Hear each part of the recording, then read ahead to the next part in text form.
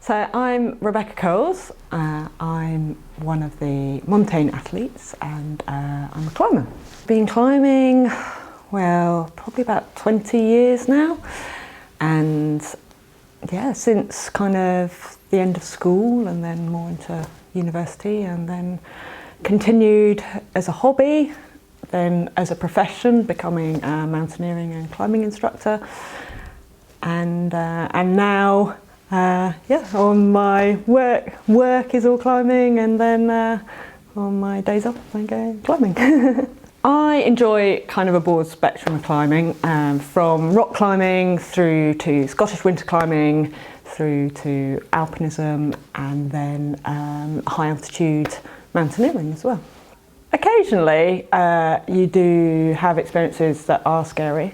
But actually, most of the time, climbing isn't scary at all. I don't think I'd do it if I was scared most days I went out. So those experiences are sort of few and far between, and most of the time it's kind of very on the enjoyable end of the spectrum. I've been thinking about the performance edge, especially in mountaineering media and in literature in particular. What sells is sort of going right to the edge and sometimes even crossing that line and tragedies occurring. But that's not my experience of climbing and mountaineering. And there's a huge amount of uncertainty sometimes with climbing, and it depends on the type of climbing, but it's coping with that uncertainty in the mountains. And one thing that I do really enjoy is planning expeditions to remote places to try and climb mountains that haven't been climbed before. And this introduces even more uncertainty because it's never been done before. Some people really shy away from uncertainty, and they don't like the prospect of going to try and do something that's so uncertain. You don't know whether there's going to be success or failure. To be honest, the odds are sort of stacked towards the not succeeding rather than succeeding. And I've certainly had quite a few trips to attempt first ascents that haven't resulted in a summit. But all that experience does build up, and you do learn probably more from the failures than from the successes. And eventually, sometimes you might get a success. So it was in November 2016 when I went out to the far west of Nepal to try and climb a first ascent. But we got this picture of a really stunning mountain, and if you imagine a mountain a child would draw, really pointy and snowy and really isolated and beautiful. So I was really kind of drawn to this picture and really wanted to go. And yeah, so much uncertainty, logistics to a really remote part of Nepal. It would be really key that we could get those logistics organised to get anywhere near the mountain. And then would we be good enough? Would the conditions and the weather mean that we could get on the mountain? So everything was kind of going really well, and all that uncertainty and all that worry that we had before going was disappearing, and we could now get on with the job of sort of climbing the mountain. And then we had our first setback, and it was a pretty major one. We'd come to climb a mountain that hadn't been climbed before, and we wanted to make this first ascent. And we found evidence of a camp and climbing equipment. So it was clear that we weren't the first climbers to have ever been to this point. And so it threw the whole project into doubt, really.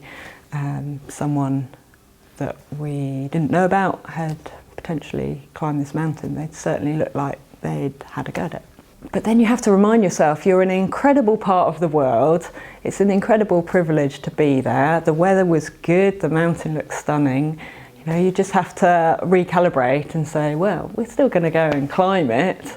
You know, it may or may not be a first ascent, we don't know now. And then the next blow kind of, or realisation of the next problem we were going to have, and that was the snow conditions. The snow was really soft and unconsolidated, and I've never experienced snow like that before, but we were wading through this snow. We were just a team of 2, so we were taking in turns to break trail, but to be honest, it didn't make any difference whether you were going first or second. You still seemed to be sinking just as much.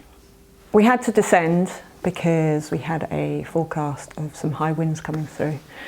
And that meant that we really had a very short window now to attempt the peak.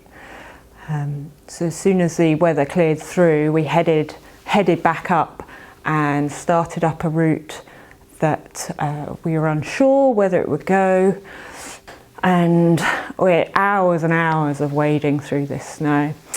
And at one point, my climbing partner just stopped and said, "This is futile. This is absolutely pointless. We've only got one day to summit the following day before we start having to head back down, and we're getting nowhere near where we need to be to attempt it." So I let him have his rant, and then I said, "Oh, well, shall we see how high we can get?" And off we went again. And I think without a doubt, he says he would have turned around and gone back down there. But I thought, well, it's worth just keeping going and seeing how far we get. And we eventually got onto the ridge at dawn, I think, by then. And then, thankfully, the snow had improved. Now, one really interesting thing was that low down we'd come across some fixed ropes from this previous expedition that we didn't know about. But as the terrain got more difficult on the ridge, we didn't see any of these ropes. So because the ropes low down were on relatively easy ground, we then started to think that potentially the team hadn't got as high as we now were. And so that kind of bolstered our spirits. We thought, actually, maybe it hasn't been climbed before. And we were tantalisingly close to the summit as it became the afternoon, and thinking about whether we needed to turn around and get back down and get back before it went dark again.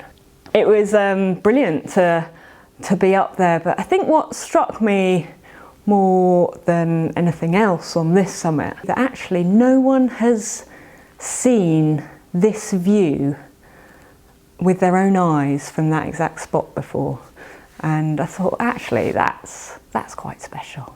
So part of my planning for any sort of trip is that things are not going to quite go to plan, and whether that be the logistics and flight delays or kit getting lost en route, and then on the mountain your proposed kind of route not being the same and having to pick a different route. On this trip, actually, we'd miscalculated the amount of matches we needed, and being able to light fires and stoves is really fundamental to the success of an expedition.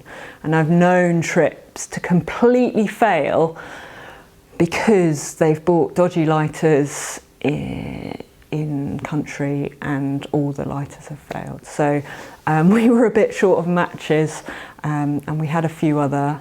I think we had a lighter that wasn't very reliable, and had a flint and steel which is useful for lighting gas stoves.